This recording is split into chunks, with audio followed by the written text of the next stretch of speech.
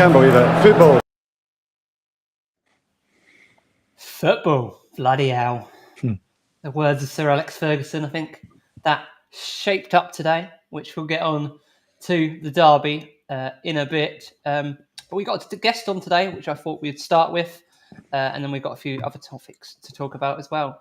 So did you want to introduce yourself, mate, and talk about the work you do in Manchester and charity and the work you do? It's really good work. So I'm Stuart. I'm known on Twitter, X, and other social media platforms as Streetwise Stu.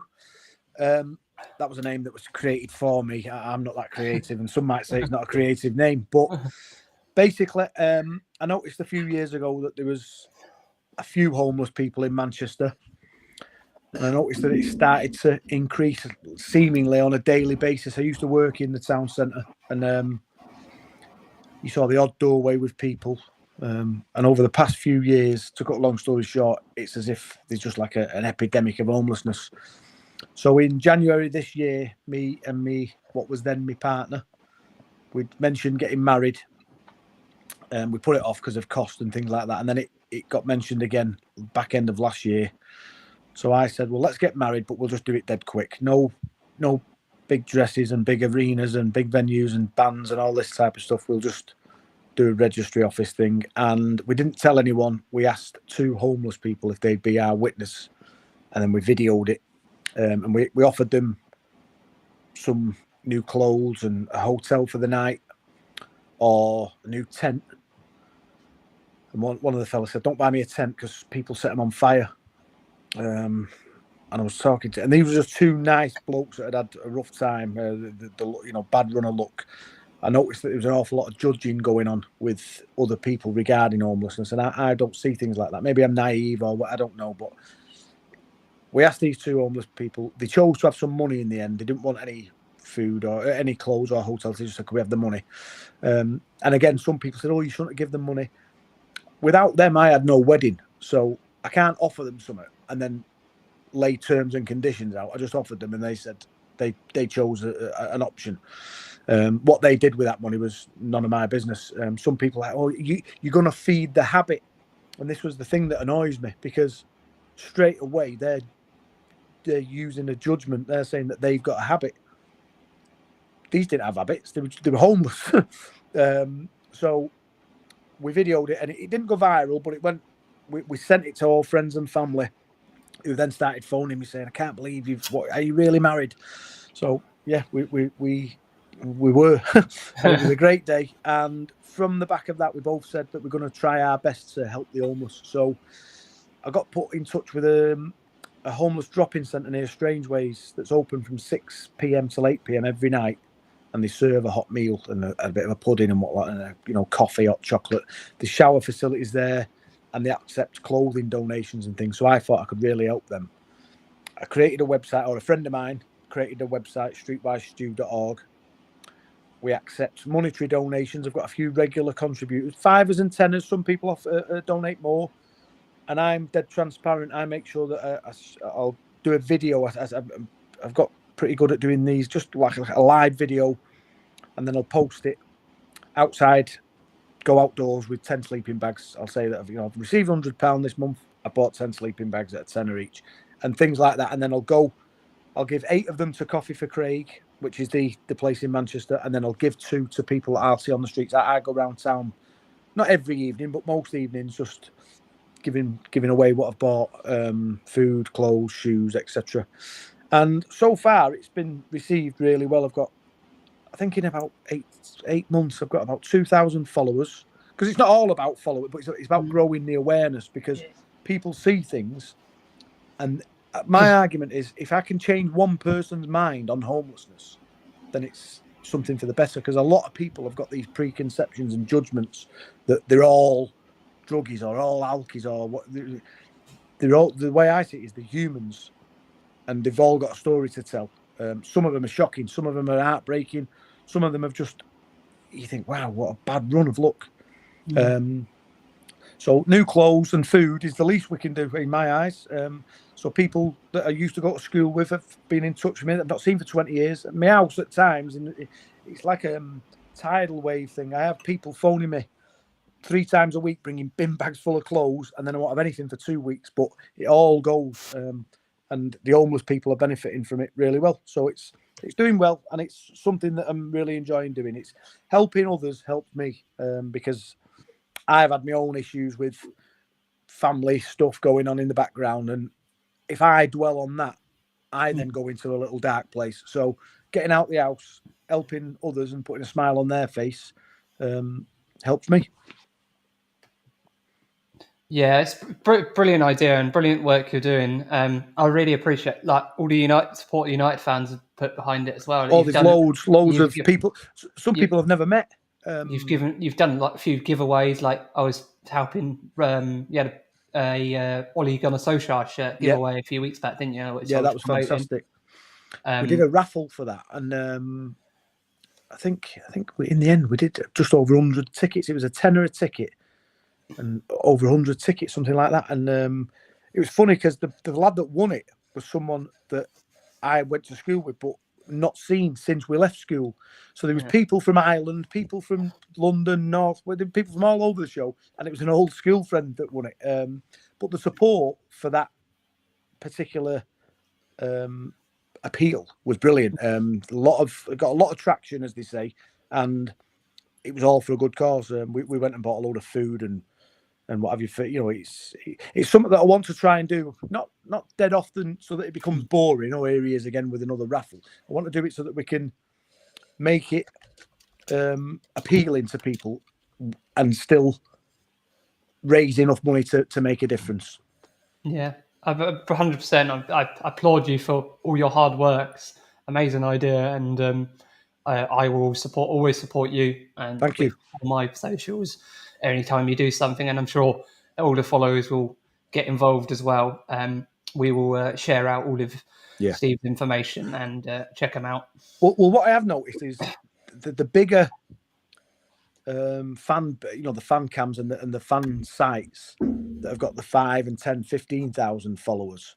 A lot of them will just repost some of my stuff without even asking, which is really good, because then all of a sudden I've noticed me following will go from 1,200 to 1,230 in a couple of days. So it's clearly someone that's following. Oh, what's this? And they've had a look, and it's not all about having them huge numbers. It's if someone can come on your site and have a look and see who you are and what you're doing. You've only got to change the life of one person. That's it all worth it. 100%. So, yes. Anyway, guys, massive thanks for coming on, Steve. I'm sure everyone really enjoyed hearing about all of that, and we'll keep on top of everything you do for the work. Amazing work. Thank you. I'm sure the other two on with we agree with that and all the good work you guys are doing. So on to Man United, and it's been a decent week. We'll start with the Europa League game this week and move on after that. So, Europa League game, we won 2-1 in the Europa League. Did you want to get us started on that game, Boom? And we're up in the top 5 in the looking to qualify now, which is good. We dropped down from the top. We were up there. And we've now dropped down to 7 because of the results later on that day. We're still in the top 8. We need to be in the top 8, so that's good. We have everyone to finish in the top 5 now, but you're in the top 8. It was an interesting game. The fact that the first half had nothing. Yeah, the first half was awful. Yeah, the first. I'm glad I actually didn't get to chance to watch the first half, and I was reading the comments, and I was like, I'm so happy I did not watch that. I fell asleep in the first half. It was that. I was struggling to stay up. Wow. I had to order coffee that first half. And then the second half substitutions really helped the game after we went 1-0 down, because of course we did. We keep having that habit of going behind, and it's becoming it's not a good habit to get into. No, once you're trailing and you're chasing the game, you just make especially when they didn't look like they didn't look like they were going to do anything, and then they had that one thing from once again Onana he had 2 bad games in a row. Yeah, where he made a disastrous decision.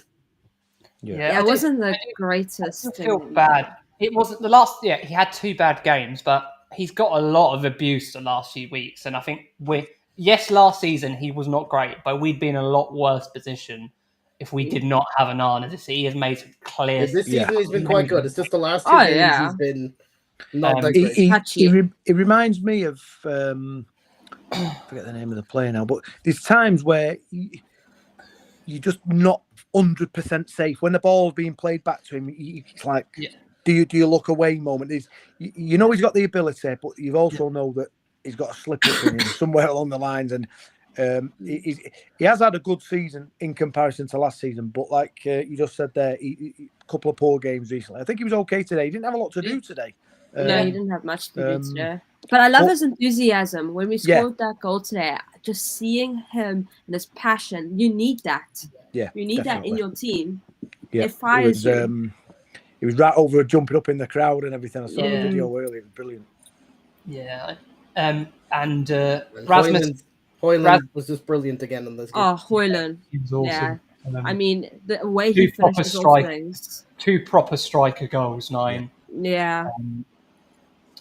And I think it is what we've missed. And it proves if we create chances for Rasmus, he will score goals. Scores goals. Oh, yeah, 100%. And I think me and Michaela were talking about this before we went live. I think he is a very similar striker to Gutierrez. He's that type of striker. I think he suits the system really well. I think and Amorim clearly likes him, and he's played a similar system when he was at Atalanta. He's openly he said that in press conferences, and he really seems to suit the system.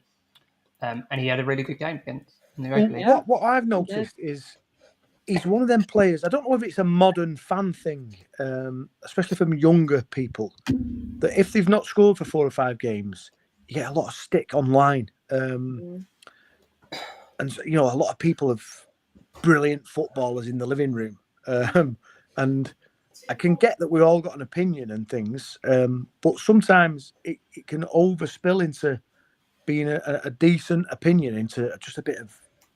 It comes across as hatred, and that's not what United fans were ever renowned for. But there's a lot of that creeping in. If they haven't scored, Xerxes got a lot of grief early in the season. And I was crying out for people just to back off. He's been there 5 minutes. People called him overweight within like the first 2 weeks, and I'm like, people were saying he's clearly not United. He needed to get fit. He was definitely not fit. He needed to get up to speed with the Premier League. Get a bit of confidence. Yeah, and he needed a couple of goals. I still think that's the case with him. Unfortunately, he needs the confidence and the run of games. And I think maybe in this sense, him going on loan wouldn't be a bad decision. Just so he builds his confidence. Learn, If you remember when we signed, what was he called from Holland? Memphis Depay. We played Chelsea away. We played Chelsea away, and we were winning 1-0 with about 50 seconds to go. And he got the ball and he ran towards the corner flag. And he started, instead of keeping it in the corner flag, he did something and he tried nutmegging a player. That player took it off him. He went up the other end of the park and scored and made it 1-1 with the last kick of the game. Today, Xerxes got the ball, minute to go, and took it to the corner flag, held it up. He's showing that he's got that little bit of nous that's required. He bought a bit of time, and the ref blew the whistle, and we won the game. So he's improving, not spectacular, but he's improving bit by bit. I like he's a different type of striker compared to a Højlund. And when Caleb were talking about this earlier, we were saying, do we want to go? Obviously, we do need a proven goal scorer as well. Do we want to go for a Gutierrez who's similar to Højlund, or do we want to go for someone like an Osman who is different type of striker and complement each other well? I think if someone's too similar, they don't complement each other as well. And I think it does work sometimes where they are a bit different, and he can play multiple positions as well, which is handy. I think Højlund needs a person that can complement him and help him and build a relationship similar to what Rooney and Berbatov were all those years ago. What was great a few years back was we actually had 4 forwards, didn't we? You know, we had Solskjaer, Sheringham, York and Cole. We had these little partnerships. One weren't working. He could just swap out, like you're being subbed off, like in the 99 finals. Like, no, we're subbing him on, you off. Yeah, we've just not got that depth at the minute. And I think even though we've been spending millions and millions each summer, we've had a lot of flops. So I think let's see what this guy does, and I think we'll be pleasantly surprised. I think we've got a few youngsters that he's going to blood as well, and the youth setup is really flourishing, and I'd love to see a couple more of them be given a chance. Keep going out spending 50 million. You can't keep doing that, especially when we're in that predicament with the books. We're on the edge, so I think that might be perfect timing. That's a good time for putting a comment in from the chat from Munzi in the chat here. I think Rashford and Garnacho have a lot to do. I was going to mention that we'll probably talk more about it later when we get to the derby. But I think in this Europa League game, we kind of saw the downsides about Rashford and Garnacho when they were both on the pitch. Rashford didn't do much in that first half, sort of thing, and then he got subbed off. Then Garnacho came on, and Garnacho, we saw he likes to be the player that wins the game. So there were certain situations where I saw in that second half where Garnacho was true and clean. Højlund was free for his hat trick there at the side. Yeah. Where Garnacho goes in and gets the shot off himself. It's just a habit he likes to do. It works out sometimes. It didn't work in this game, and then you get a lot of stick on him because he didn't make the pass. Yeah. I remember when Ronaldo first signed for us, and we played Bolton at home. I think it was his first game. He come on, we won 4-0, and he did a few tricks that were brilliant, and everyone was like, "Oh, this kid is amazing." We played Wolves at home on the Wednesday night. We played Saturday, Wednesday, and we won a fluky 1-0. And he started the game, and he had a nightmare. He was trying all sorts of tricks. He was kicking out of play. And Van Nistelrooy throughout that season was constantly arguing with him because he was trying too much. He was being a show-off. And in the end, we sold Van Nistelrooy. Fergie saw that this boy had a load of talent and potential. He just needed coaching, that you're just going to get kicked to death if he tried all these fancy tricks. And he just cut it all out of his game. And he just focused on, like you just mentioned about Garnacho, not playing the pass. He focused on becoming a team player. And making the right decision more often than not. And I think that's where Garnacho needs to learn. He makes the decisions sometimes just for him. If he can educate himself or be taught, look, it's about us winning, not you winning.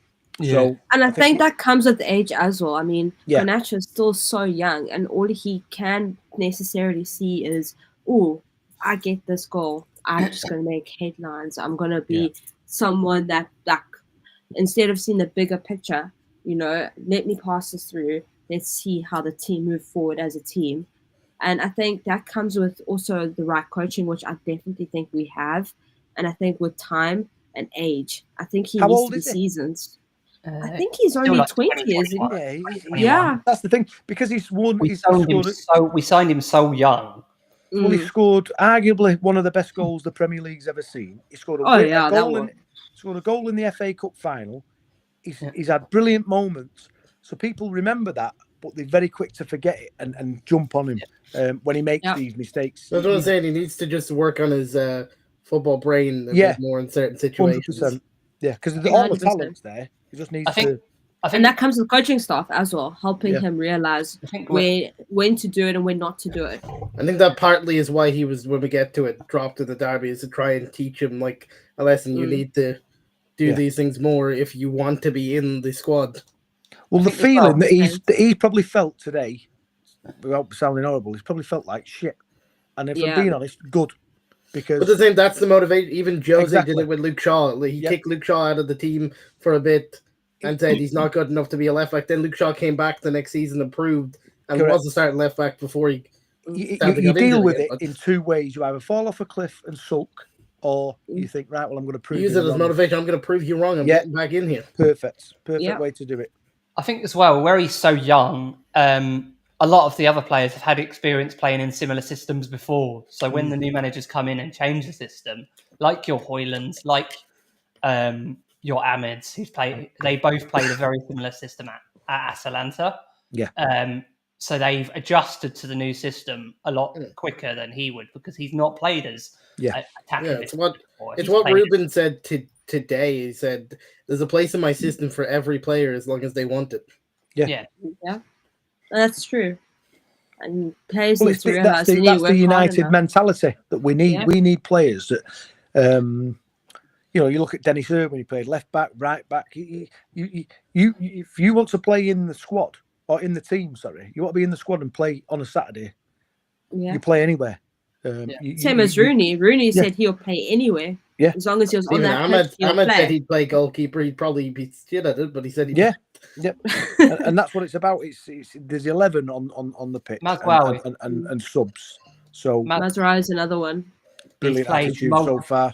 Multiple players. He's played left back, right back, centre back, attacking midfielder. He played... Bruno's also a bit like that, playing all over the place as well. Left. He played centre back for... He played centre back for one point under 10x. I thought that Mazraoui was just as good as Ahmad today. I thought he had a really, really good game. I don't think he's had one bad game since we signed him. Honestly, no, I definitely think before Ahmad, the man of the match was going to be a defender. Before, Well, before Ahmad scored. The thing with Mazraoui, I think it just goes to show if you do your recruitment proper, you can still find players for 15 and 20 million. You don't have to spend 85 million pounds on someone. It's all about these players are out there. And at last, it seemed, for the first time in a while, we found someone for what I consider a reasonable price, where we were paying 50, 60, 70, 80 million for certain players. God only knows why we were having to pay them kind of fees, but it is what it is. Hopefully, we've learned. And hopefully, with the players that they have recruited, some of the youngsters that have recruited recently, like that midfielder from South America who's in our youth system, is doing really well. The striker from Arsenal. The left back we signed this week. Is that a done deal? That here we go. Yeah, brilliant. It's the type of players what we've been saying. He's only arriving in June next year. Yeah, because he's not 18 yet, so he can't be in the Premier League yet. That's okay, but that's amazing that we're getting talent like that in now. Yeah. Yes. Anyway. Yeah, so we're looking in a good position to qualify. We've got a few more games next. We've got Rangers next, I believe, in the Europa League. Yes. Who are also looking at qualifying, but we should be beating Rangers. Yeah. That's our next game in the Europa League. But we move on. So before we go into the derby and discuss the derby, there's been a bit of controversy around the last 24 hours because 24 hours before kickoff, the team for the Manchester derby was leaked by Lockhorst of the Manchester Evening News. We've had trouble with Lockhorst before. He had trouble with Ten Hag last season. He had an argument with Ten Hag, and Ten Hag banned him for a few games from press conferences. Where do we stand on this situation? We've had leaks for years, since Jose, all the way up, probably up to Jose. There's loads of people speculating who it is in the squad, but I don't think it's the right attitude to do. I think they need to sort it out behind closed doors, and then if it is X player, they just need to get rid of them, basically. I don't care who it is, but if they're leaking information to the media, they just need to go. Personally, I have a difference. I just think you could be cutting your nose off to spite your face. I think it's about education. To me, that stinks of a spoilt brat syndrome that's doing it.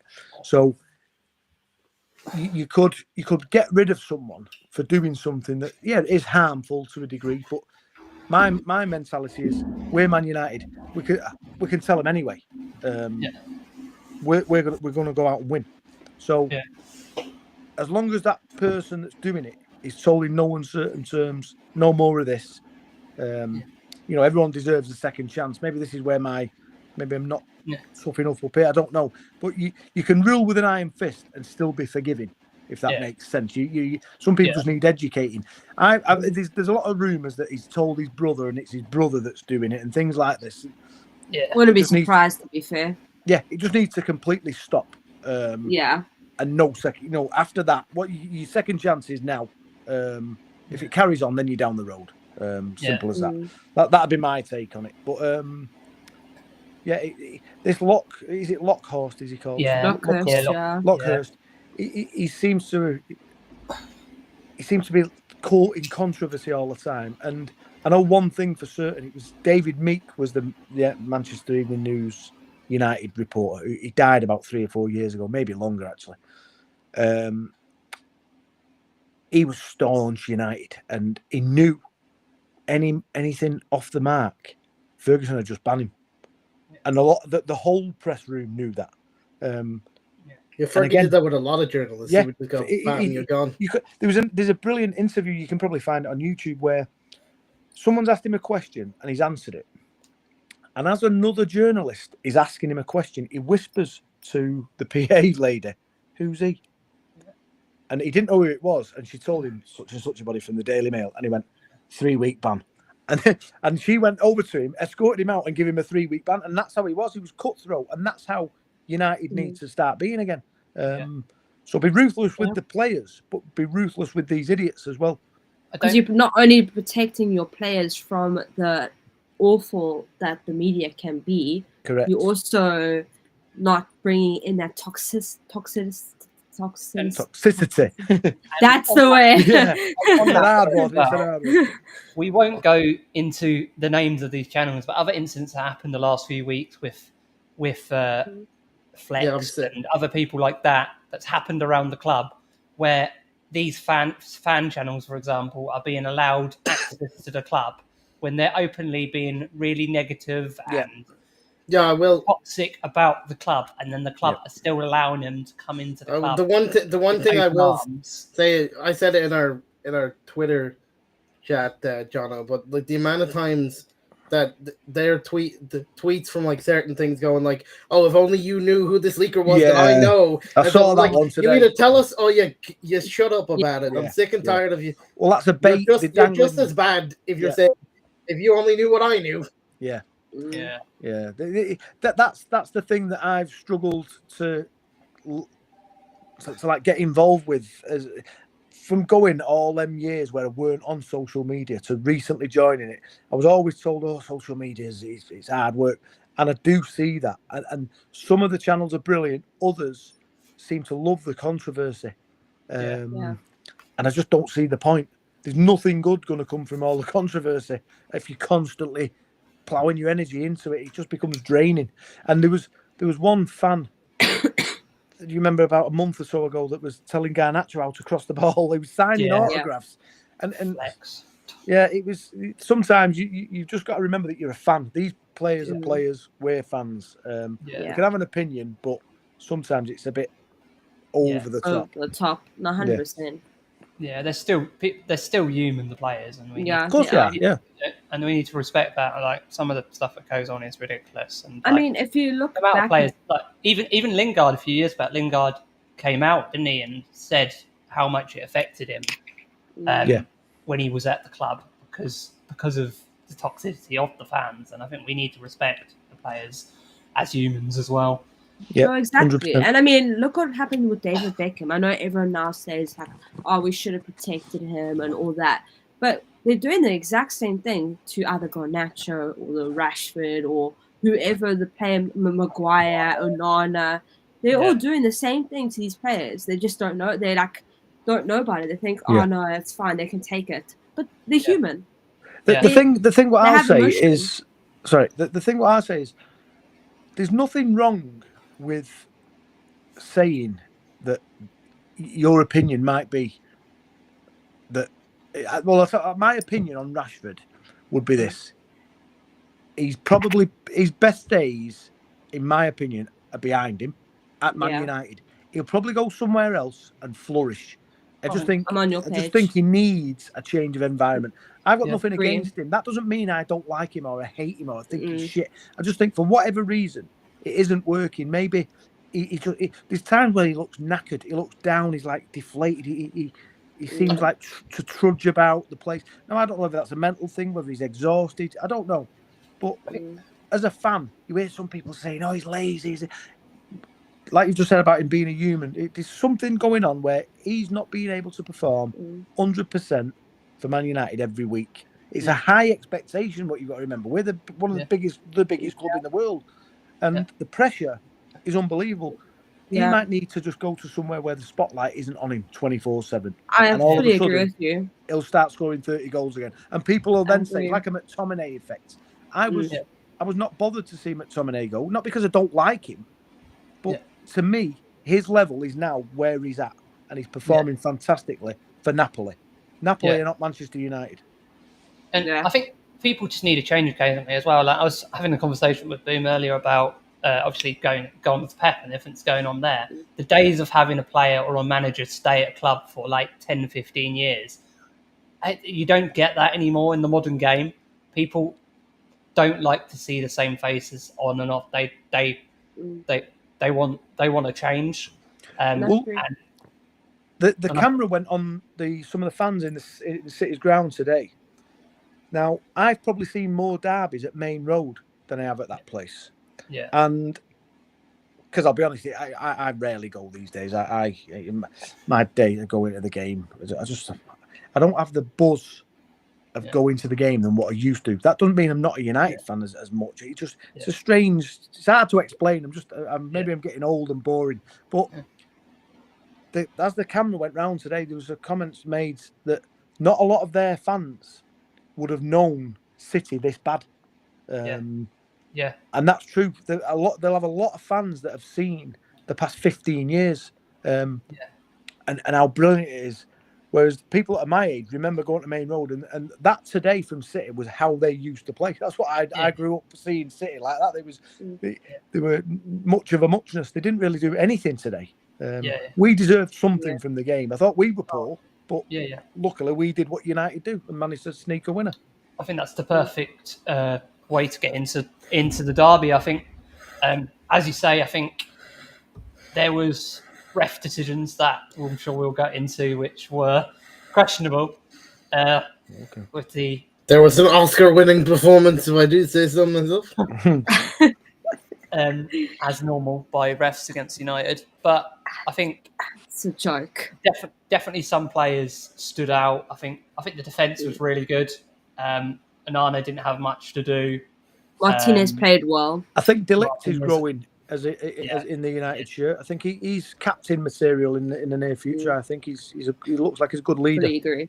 Yeah, Harry Maguire had a solid game as well. Yeah, that whole back line, and everyone knows how much I give him sticks. I don't think he is good enough. I even think my least favourite United player in left back didn't have a bad game. I don't think any of the defense had a bad game. But what I was saying, the man of the match was definitely a defender until the winner.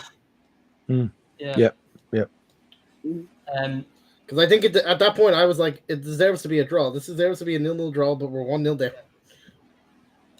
Yeah, I think. Yeah, I definitely think it deserved to be a draw, and City were not good. They were really poor. Yeah, they were poor. Unless something dramatic happens in the next or post Christmas, let's get Christmas and New Year out of the way. If they go on one of these runs, which we know they're capable of, they can still win the league. But personally, it's not going to happen. But at the moment, this is probably one of the worst Manchester derbies from both teams' perspectives, being terrible. The City players, a lot of them look shot. They've had a lot of games in the past few years, and they've been quite consistent. They look like they were happy to just win 1-0. Yeah. And missing Rodri, it's killed their season. We were having clumps of injuries in the past few years. We were having 2 or 3 key players out for weeks on end, sometimes all season. Sure, last season we barely had a defence. Yeah. And they've had one player out this season. For the key player, he's out all season, and we've not stopped hearing the end of it. So I know, it annoys me that City can use injuries as an excuse when they have one. We didn't have a whole back line, and we're not allowed to use injuries as an excuse. Yeah, it's all that's because the difference of the media. between being a global phenomenon and being City. 100%. Although Pep did say in his press conference afterwards that he's not good enough to turn this around. Wow. I was having this debate earlier.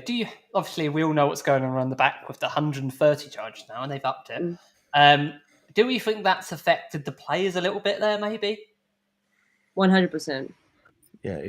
Well, what is it? 1 winning in 11 games. Yeah. Yeah. They must know the verdict. They must know something. I was thinking that. I think that they may have been must told know. we're being relegated, or something along those lines, and you can't tell anyone. Yeah, it's closed shop. We're fighting it, but we're fighting it. We're going to appeal. We might be there for one more season. Yeah, and it just looks. I was saying to you earlier on that Juventus went down. I think it was 3 divisions, maybe even 4. They went to the lower tier of the Italian leagues, and fair play. I think there's about half a dozen players that stuck with him. A lot of them were old school, Juventus through and through. Del Piero, Buffon.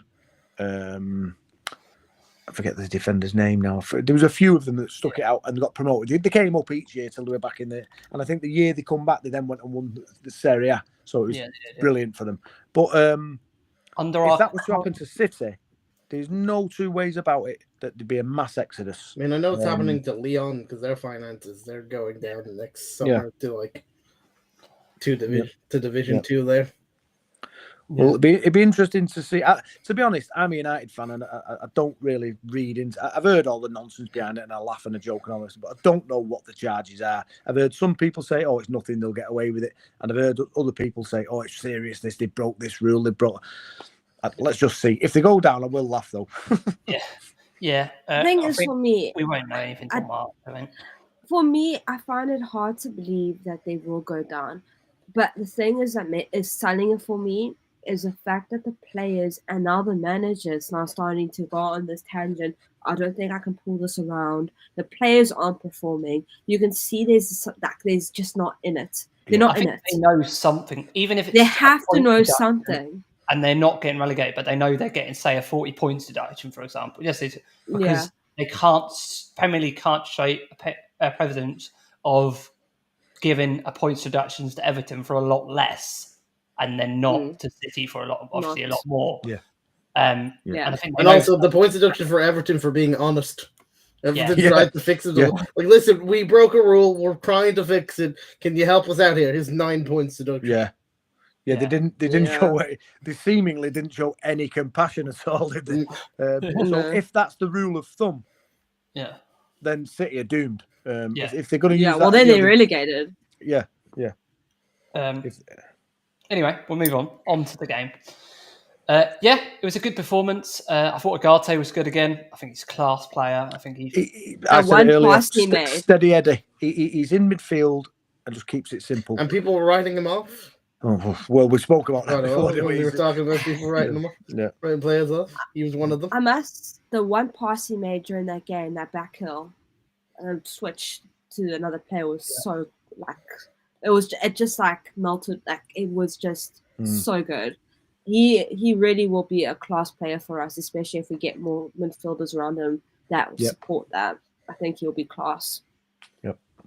Shout out to Martinez, who after last week was getting pelters from fans for that header that he didn't jump to quite well. Had a brilliant pass today for the final. That pass too. I think his passing is a good one of his better attributes. 99%. I saw a stat from Statman Die, which was like 99% pass accuracy today. But he's a confidence player. When he goes into his shell, he makes these mistakes and rash tackles. When he's playing well, he's calm and plays the ball forward. Actually, shout out to Bruno. Didn't have the greatest game the last 2 games, but has scored from the penalty. That man is very calm in penalty situations.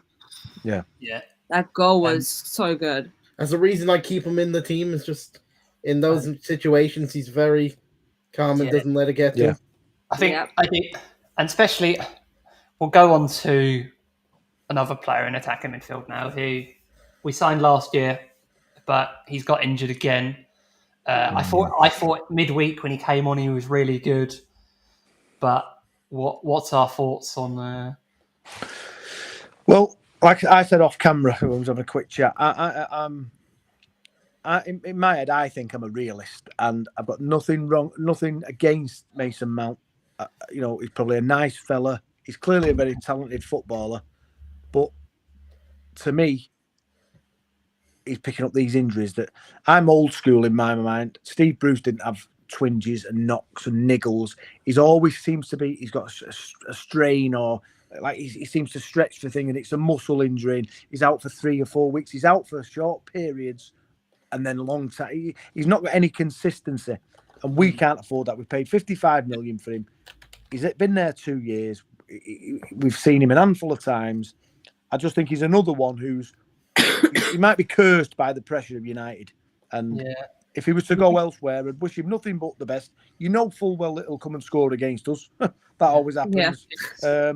But if you compare him to like Bruno, who plays too much. Bruno plays like 75 games a season, and it's ridiculous. He's only ever missed 1 game injured for United. Fernandes, I think I might be wrong on that, but I'm sure he's missed 1 game. I think it's worse. I think that was not even an injury. I think it was an illness. Yeah.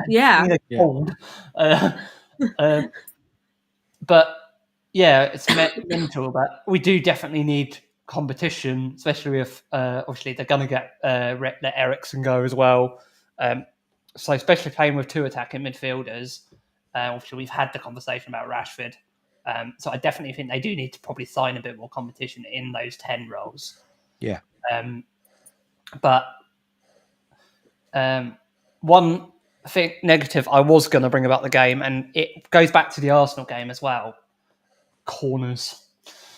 Yeah. I posted something on Twitter. I posted something at half time. And it was like part tongue in cheek that I can remember Steve Bruce, Pallister, Yap Stamp, Vidic. When a corner come in, you just knew they're going to head it. Near post, they'll head it out. Back post, they'll push it out. They loved heading the ball. Yeah. We seem to be miles off it. People are getting a free run. And even if we do edit, we just edit back into danger, it seems. We don't seem to have anyone that's capable of having a good, powerful header out of the box and clearing the danger. With 42% of the goals conceded have been from corners, they said on Sky. Yeah. Which is only Wolves have conceded more corners than us. Yeah. And they're bottom of the league or thereabouts. Yeah. It's mad. It's a strange statistic for a United team, that, because normally we've always been good defensively in the air. We've had some powerhouses at centre half, and at the minute we're losing a lot of headers. We've got a really good back line now as well. Yeah. So they are actually really good at defending, just not corners. Yeah. I think they need to, there's that guy at Arsenal everyone's going on about who's really good at set pieces, and they're called him the new Stoke. Arsenal, the new Stoke City. But I think we need to bring a new set piece coach in or something. I don't know who Amorim's brought in. Yeah, I've read that. There's a guy, a Dutch guy that came with Ten Hag. I think they're thinking of getting rid of him. I don't know. I can't remember his name. It was just something that I read earlier. Since they already took him off, like set pieces. Oh, right. That was right. Might be what it was then. Yeah, they moved. Amorim gave it to one of his assistants. Yeah. Because I know it used to be that guy we got from Chelsea's under 21s, and he left us last summer to be a manager in the MLS or something. But he was meant to be some young coach that was meant to sort out that. It just never happened. But they need to bring in someone who can coach these players to defend corners. Yeah.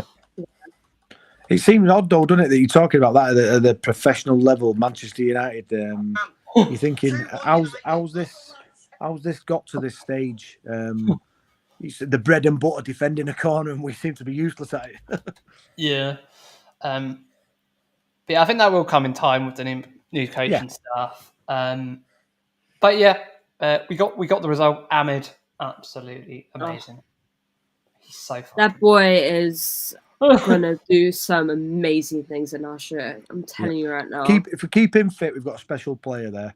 Yeah, and the thing is, he doesn't just play out wide; he can come in as well, and he just knows how to play the game. He's a team player. He knows when to take on a man and when not to take on a man. When to pass, when to cross. He doesn't stop working. He works. He works hard. 100%. As a fan, you want the bare minimum from a professional footballer is 100% effort. If he's not got the best ability or skill, but he gives 100% effort every week, you can live with that. Sometimes 100%. It seems that some players haven't given that. You watch games for 30 years or whatever, and you can see when someone's really trying. And there's times where some players get away with it and they bluff it. He's not one of them. He tries his hardest every week. Well, for example, David Beckham posted on his Instagram, a big team wins with players who want to wear the jersey with a picture 100%. 100%. Yep. There's no real heroes. There's just 11 all grafting for. And I think exactly. we spoke about him earlier, and I think that is why so many managers loved Scott McTominay, like your Jose's, like your Ten Hag's, because he wasn't technically gifted, but he always gave 100% of 100% what he could give. Yeah. He'd always stick a foot in, go that extra mile. Sometimes it ended badly, but he always cared. Have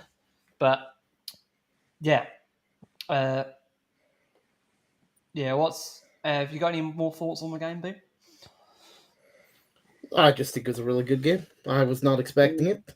When we went 1-0 down, I always feel the worst with this team because it could go either way. Yeah, I think when we got the penalty and scored the penalty, I thought. And then when we didn't get the penalty, we were rightfully deserved. Yeah, before that. Actually, yeah. What? And they said it was a normal bit of contact. Yeah. Which was the funniest thing ever. Yeah, you can't be giving that in a derby. Yeah, that's what he said. He said you can't give that in a game like this. So you can give it in Ipswich versus Southampton, but you can't give it. They don't help themselves sometimes. This whole VAR thing, I think it's and certain aspects of the cameras and the mics and things. It's like an experiment too far. There's just zero consistency. I find it strange, really strange. Doesn't look to be getting any better. No. What's funny, I guarantee if it was in the other end, you can give that in a game like this and give it. Yeah. He seems to be anti-United, that guy. Is it not Mike Riley? What's he called? Mike Dean. Mike Dean, yeah. I don't know how they can get it so wrong in the Premier League. It's the biggest league in the world. Like, if you compare it to like the Euros and the World Cup, some of the Euros and World Cups, VAR has been brilliant. Well, how can the Premier League, what is the biggest league in the world, not get this right? Here's my take on one of the things that they don't do, and you keep being told, well, you can't do that because of this. Right? A City player got a booking the other week. It might have been against Crystal Palace. And then 10 minutes later, he got another booking. So he was sent off. But the second yellow card, apparently, I've not seen it, but it was like widely condemned of never being a yellow card. It was never a yellow card. And what that was Rico Lewis. Yeah, and what they say is, oh well, you can't rescind that. So that you got a 1-game ban or whatever it was. Well, if it's widely acknowledged that was a mistake, then it's too late to bring him back on. The red card stood on the day, but once it's been seen after the event, they should be able to say, you're not banned. And what they say is, oh, you can't because it was 2 yellows. Well, if the ref comes out and says I made a mistake there, then the red card's rescinded. He's missed the remaining 20 minutes of the game, which is acceptable. But they keep saying, oh, because it's a second yellow, you can't appeal it. Well, surely, if it's a ridiculous decision, you should be able to appeal it. This is 2025 in a couple of weeks. They're the types of rules that are just old hat. Just doesn't seem to be. That's not progress. Same thing happened to Bruno in the Europa League. He got 2 yellow cards against Porto, which meant they couldn't appeal it for the Fenerbahce game. Yeah, for what reason? It just seems like a bizarre rule. He didn't get a red card for his whole United career, and then he got 2 back-to-back in games. That was just unlucky this season. But I always go back on VAR. About 3-4 years ago, Klopp in a press conference for Liverpool said that United get all the decisions. And then from that press conference, that affected refs so much because they just went the complete opposite way. Yeah, and we get nothing now. Yeah. And that's why I was shocked when they gave the penalty today. The second one, I was like, show me how they're going to VAR, show me how this is going to be not given. Just show me right now. The first was a penalty on Rasmus. 100% a penalty. That's what I was. He got taken out. Deny the second one. The one they gave, I think, should have been a red as well. Right? He was the last offender in the thing. It had to be a red. It was not even a card. Let's be honest. There should have been a red. There should have been a red before that also with Kyle Walker and his tear. Yeah. After doing the foul already. That was a bit. I think someone said, does he not realise the cameras? There's a million cameras, so that was never going to end Roy well. Keane had like afterwards like, I don't know the guy, but I'm embarrassed for him. Roy Keane was asked, should that been a red? And he said, yes, for Kyle Walker, not for Rasmus. But yeah, we all know VAR's shit. They're never going to split. So we just need to get better. There has to be something that can budge, though. There has to be, because it can't keep going in the same circles over and over and over. Well, it's been a few years now, hasn't it? And it hasn't improved. No, it's got worse. Yeah. I'm a firm believer that Arsenal scored a goal last week, what they thought was a winner. Yeah. And drawing them lines. And if you're offside by your toes, they draw this line, and he was leaning forward. Because he was about to sprint. I think I'm a firm that's not offside. Clear daylight between the defender. There's got to be a bit of day, not a shoulder, or when they're just starting to run and they're just ahead. It seems the minute you're having to draw lines and move things and get really technical like that, it's just gone a bit too far. It should just be fairly obvious. Yeah, he's half a yard offside or whatever. The minute it's your foot and your part of your body, it just seems too negative, because they always say that they want to have all the they want goals, the fans to have a spectacle. You don't want to be constantly celebrating and then thinking, oh shit, it's going to get knocked off because he's an inch offside. It kills it. It's also affected, like we've spoken about before, where players play way too much now with all these stupid competitions with the Nations League and all that. And then because of VAR and waiting for these decisions, you're getting games with like 9-10 minutes added time, and that adds up. On top of all the games they're playing as well. And then you wonder why players are getting so injured. And also, when you're waiting for those decisions, players get injured because they're not running, they're not warming up, they're not doing anything. So they're standing there waiting for something to happen. And that's exactly when injuries start to happen, because their body's not warm enough. 100%. Anyway, did you have any more to add on the game, Michaela? No, I think we said it all. I think we played decently enough to actually acquire that win. I think we were a lot better than City. I think we created some of the better chances, and City played very poorly. City didn't deserve to win. No, they didn't. They deserve to win as well, but we'll take it. Win more than them. We'll take it and run. For 3 years, I think it is 3 or 4 years. We've had a couple of good hidings, and I'm not bothered how it fucking ended. We won. The statistics show 2-1 United. And also with only one man. He's Amorim's the first manager since Alex Ferguson to win at Etihad in the Premier League. That's crazy. And I mean, with all the nonsense that's been going on in social media and the media in general, this win actually is very important for Amorim. So I'm really happy we got it over the line, because that means their offer's back for a little bit longer. So I think it's a very important win for us. Yeah. Well, Keane mentioned something right at the end. He said, "This is great, dancing and singing in front of the fans." And he said, "But we've got a cup game on Thursday now. Go and win that. We need to start going on these 5 and 6 game winning streaks, because this league's a fraud. This league's fraudulent. It's that poor. People aren't mentioning this, I don't think. Nottingham Forest, a poor team. Brentford are an average side. Brighton are a decent team. We win 5 or 6 games on the bounce. We're all of a sudden in the shout to be in where we should be. Well, if the result went the other way today and City won, they would have been they've won 1 in 10 games. They would have been 6 within points 6 points behind Liverpool. That's mental. Yep. And that's what I'm saying. The league's fraudulent. Everyone's going on that it's the best league in the world. It might be for entertainment and stuff like that, but there's a lot of average teams that are starting to look better than they are because of our decline, and maybe Arsenal now having a little blip, and Tottenham and City. People are in false positions, and we need to go on a run. Yeah. A United-style run. 5 games on the trot. Scored 12, conceded 3, something like that. All of a sudden, it's what we know. It's what we've done for years and years. Create the fear.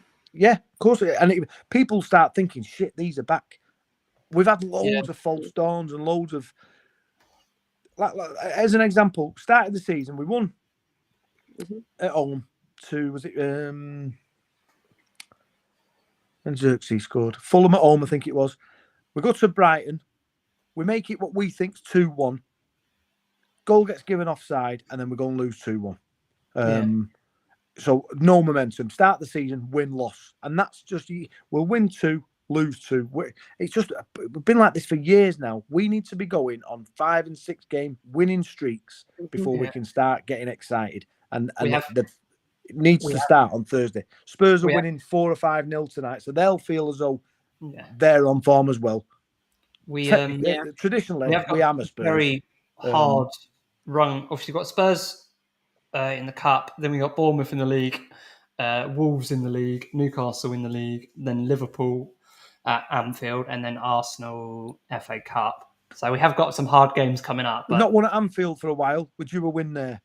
This run that they're on, I think that's a bluff. They're playing average football and top of the league because no one else is challenging them.